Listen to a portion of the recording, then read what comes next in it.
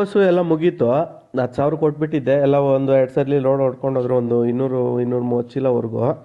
ನಾನು ಒಂದು 60 ಚೀಲ ಹೊಡೆದಿದ್ದೆ. ಎಲ್ಲ ಒಂದು 300 ಚೀಲನೇ ಆಗಿದ್ದು. ತುಂಬ ವೇಸ್ಟ್ ಆಗೋಯ್ತು. ಸ್ವಲ್ಪ ಟೈಮಲ್ಲಿ ನೀರು ಬರಲಿಲ್ಲ, ಅದರಿಂದನೂ ಸ್ವಲ್ಪ ಇದಾಯಿತು.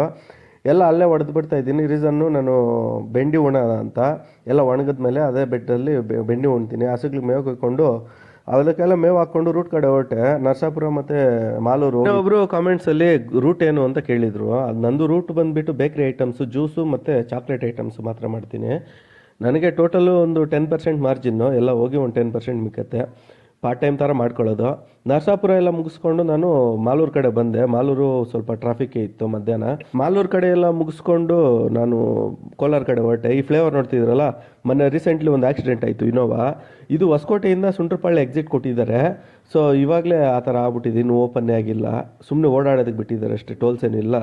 ಎಲ್ಲ ಮುಗಿಸ್ಕೊಂಡು ಮನೆ ಕಡೆ ಬಂದೆ. ಇದು ಮೊನ್ನೆ ಉಣಿದ ಟೊಮೊಟೊಗೆ ಚಿಕ್ಕ ಗಿಡಗಳಿಗೆ ಮದ್ದೊಡಿಬೇಕಿತ್ತು. ನಾನು ಉಣಿ ಒಂದು 4 ದಿನ ಆಗಿತ್ತು. ನಾನು ಕ್ರೇಟ್ಸಲ್ಲಿ ಹೊಡೆದಿರಲಿಲ್ಲ, ಅದಕ್ಕೆ ಅಂತ ಸ್ವಲ್ಪ ಬೇಗ ಹೊಡಿತಾ ಮಾಡಿಕೊಂಡು ಹಂಗೆ ಒಂದು ಲೈಕ್ ಮಾಡಿಬಿಡುಗರು. ನಾನು ಸಂಜೆ ಟೈಮೇ ಮದ್ದೊಡಿಯೋದು. ರೀಸನ್ನು ಸ್ವಲ್ಪ ತಂಪಾಗಿರುತ್ತೆ ಅಂತ.